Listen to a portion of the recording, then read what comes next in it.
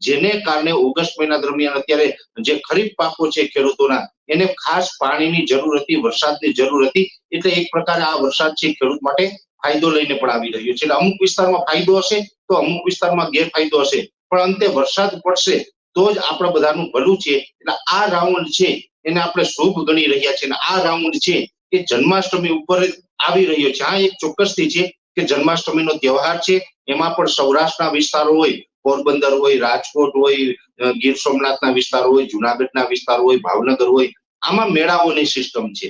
અને આમાં અનેક વ્યક્તિઓ છે એ મેળામાં પણ નાના મોટા વેપાર કરી અને પોતાનું ગુજરાન ચલાવતા હોય છે.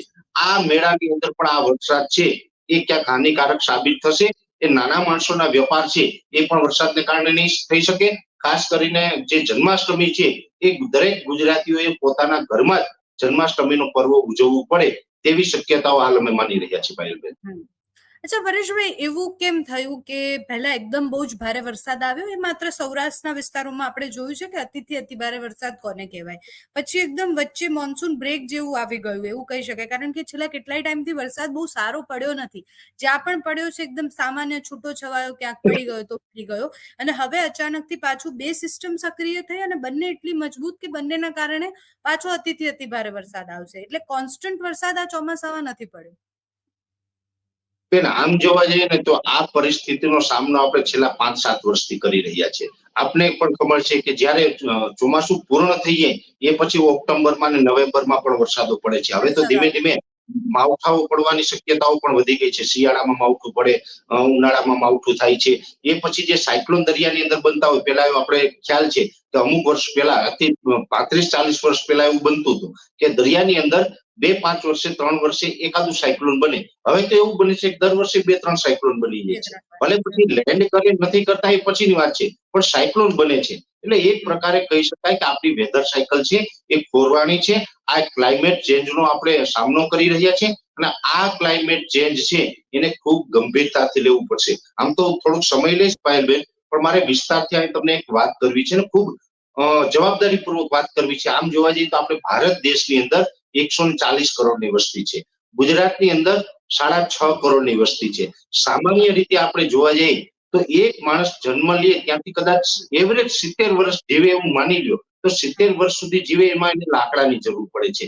લાકડું કઈ રીતે જરૂર પડે તો કે એને ટેબલની જરૂર છે. પાયલબેન, તમે હું જે ટેબલ વાપરીએ છીએ, ખુરશીઓ વાપરીએ છીએ લાકડાની, આપણે સુવા માટે બેડ હોય છે, ઘરનું ફર્નિચર હોય છે, અનેક જગ્યાએ આપણે લાકડું વાપરીએ છીએ.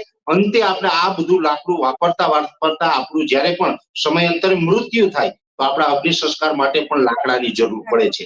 એટલે એક માણસનો જન્મ થાય ત્યાંથી મૃત્યુ થાય ને ત્યાં સુધી મોટા તોતિંગ 4 વૃક્ષ કાપો ને ત્યારે એક માણસનું જીવન પૂર્ણ થાય છે. કેમ કે એને એટલું લાકડું ફર્નિચર થી લઈને તમામ વસ્તુમાં જરૂર પડે છે, એના અગ્નિ સંસ્કારમાં પણ જરૂર પડે છે. 4 વૃક્ષ કાપો ત્યારે એક માણસનું જીવન પૂર્ણ થાય છે. તો વૃક્ષો છે દિવસે દિવસે આપણે માનવ સભ્યતાની જરૂર માટે કાપતા રહ્યા છે.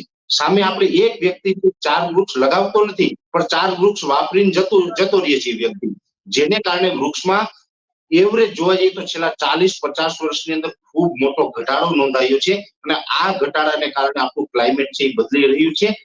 ખાસ વૃક્ષ વાવવાની જરૂર છે. પ્રતિ વ્યક્તિ જો 4 વૃક્ષ વાવે, પણ વાવે એટલું જ નહીં, વાવીને એને ઉછેરવા પડશે, મોટા કરવા પડશે. હા, માત્ર આપણે ઘણી વખત વૃક્ષ રોપણનો કાર્યક્રમો સરકારી કાર્યક્રમો પણ થાય, અધિકારીઓ પણ કરતા હોય, પ્રાઇવેટ પણ ઘણી બધી સંસ્થાઓ કરતી હોય કે આજે મેં વૃક્ષ રોપવાનો કાર્યક્રમ કર્યો હતો. એ વૃક્ષ રોપી દેવાથી વૃક્ષ મોટું નથી થવાનું, એને ઉછેરીને મોટું કરવું પડતું હોય છે.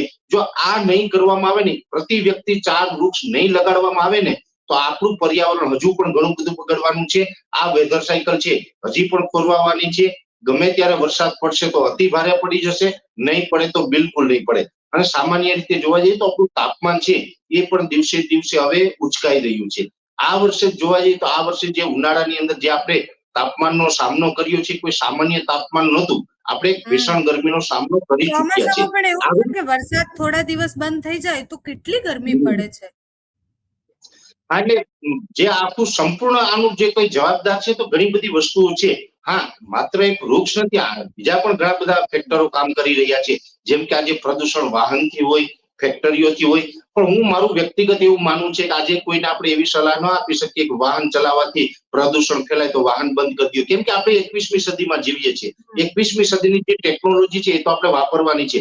આપણે ફરી પાછા વાહનો કે બાઇક કે કાર મૂકી અને ઘોડાગાડી કે ઘોડા ઉપર સવાર થઈને જશું તો 18મી સદીમાં જતા રહેશું. એટલે એ કરવાની જરૂર નથી. એ તો આપણે 21મી સદીમાં વાપરીએ છીએ, ભલે પ્રદૂષણ થાય છતાં પણ.